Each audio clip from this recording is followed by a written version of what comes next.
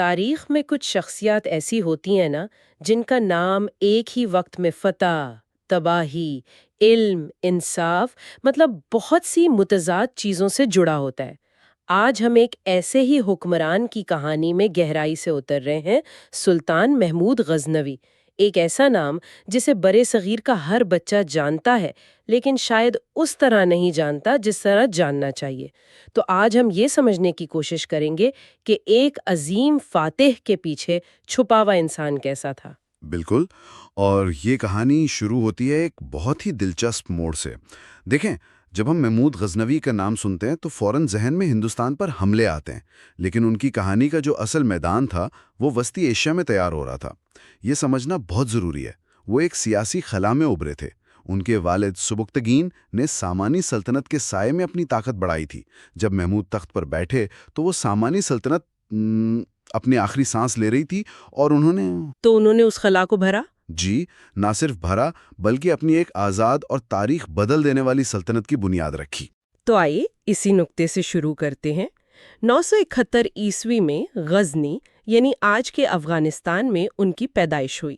والد سبکتگین ایک عظیم جرنیل تھے، تو ظاہر ہے محمود کو بھی بہترین تعلیم و تربیت ملی ہوگی۔ جی ہاں، قرآن، حدیث، فقہ سے لے کر جنگی فنون تک انہیں ہر چیز میں ماہر بنایا گیا۔ لیکن صرف یہ کافی نہیں تھا۔ کیوں؟ کیونکہ 997 میں والد کے انتقال کے بعد تخت کے لیے خاندانی کشمکش شروع ہو گئی، جو اس دور میں بہت عام بات تھی۔ لیکن یہ محمود کی قیادانہ صلاحیتوں کا پہلا اور شاید سب سے بڑا امتحان تھا۔ اور وہ اس امتحان میں کامیاب رہے؟ بالکل، انہوں نے نہ صرف اس چیلنج پر قابو پایا بلکہ 998 میں تخت پر بیٹھتے ہی ایک ایسا قدم اٹھایا جس نے تاریخ کا رخ ہی بدل دیا۔ انہوں نے بغداد میں بیٹھے خلیفہ سے اپنے لیے ایک نئے لقب کی منظوری حاصل کی، اور وہ لقب تھا سلطان۔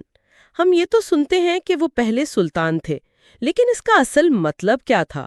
کیا یہ صرف ایک نیا نام تھا؟ نہیں، یہ صرف ایک نام نہیں تھا، یہ ایک سیاسی انقلاب تھا۔ اس سے پہلے مسلم دنیا میں حکمران امیر کہلاتے تھے، جو تکنیکی طور پر خلیفہ کے ماتحت یعنی گورنر سمجھے جاتے تھے۔ سلطان کا لقب لے کر محمود نے اعلان کیا کہ وہ کسی کے ماتحت نہیں ہیں، وہ ایک خود مختار حکمران ہیں۔ وہ خلیفہ کا صرف روحانی احترام کرتے ہیں، سیاسی طور پر وہ آزاد ہیں۔ واہ، یہ تو بہت گہری بات ہے۔ تو یہ غزنوی سلطنت کے ایک نئی عالمی طاقت کے طور پر ابھرنے کا سرکاری اعلان تھا؟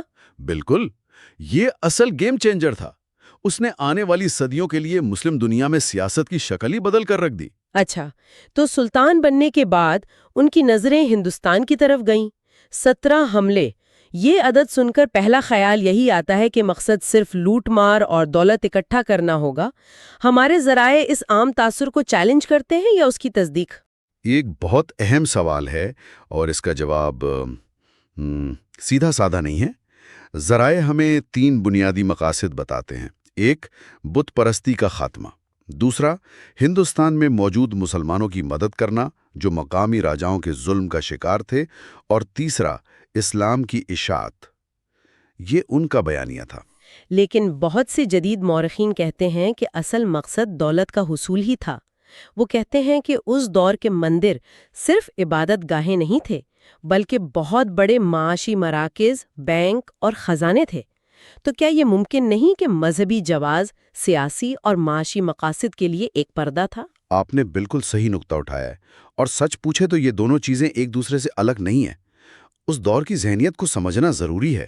محمود کے لیے ایک بت کو توڑنا ایک مذہبی فریضہ بھی تھا، اور اس بت سے وابستہ سیاسی طاقت اور معاشی مرکز کو ختم کرنا بھی۔ اس کی سب سے بڑی مثال سومناتھ کی فتح ہے۔ سومناتھ؟ جی، سومناتھ صرف ایک مندر نہیں تھا، وہ ہندو راجاؤں کی طاقت، عزت اور معیشت کی علامت تھا۔ اسے پورے ہندوستان میں ناقابل تسخیر سمجھا جاتا تھا۔ یعنی اس سے فتح کرنا صرف ایک فوجی کارروائی نہیں تھی، بلکہ ایک نفسیاتی ضرب لگانے کے مترادف تھا۔ بالکل، جب محمود کی فوجیں وہاں پہنچیں تو انہیں شدید ترین مزاحمت کا سامنا کرنا پڑا۔ ایک موقع پر تو ایسا لگا کہ غزنوی فوج یہ جنگ ہار جائے گی۔ اچھا؟ جی، روایت ہے کہ اس نازک لمحے میں سلطان گھوڑے سے اترے، سجدے میں گر گئے اور اللہ سے مدد کی دعا کی۔ اس کے بعد انہوں نے خود فوج کی قیادت کرتے ہوئے جو آخری حملہ کیا اس نے جنگ کا پاسا ہی پلٹ دیا۔ اور مندر فتح ہو گیا؟ نہ صرف فتح ہوا بلکہ انہوں نے وہاں موجود سب سے بڑے بت کو اپنے گھر سے توڑا۔ یہ ایک واضح پیغام تھا کہ اصل طاقت پتھر کے بتوں میں نہیں بلکہ اس ذات میں ہے جس کی وہ عبادت کرتے ہیں۔ اس ایک واقعے نے پورے ہندوستان میں ان کی دھاک بٹھا دی۔ اچھا، یہ تو ان کی فتوحات کی کہانی ہے، لیکن تاریخ میں اکثر فاتح ظالم حکمران ثابت ہوتے ہیں۔ کیا محمود کے ساتھ بھی ایسا ہی تھا؟ کیا غزنی کی گلیوں میں بھی ان کا وہی امیج تھا جو ہندوستان کے میدان جنگ میں تھا؟ یہ ان کی شخصیت کا سب سے دلچسپ اور یوں کہیں کہ متضاد پہلو ہے۔ میدان جنگ میں وہ ایک سخت گیر فاتح تھے، لیکن اپنی سلطنت میں وہ ایک انتہائی انصاف پسند حکمران کے طور پر جانے جاتے تھے۔ ان کے انصاف کا معیار یہ تھا کہ قانون کے سامنے سب برابر تھے، حتیٰ کہ وہ خود بھی۔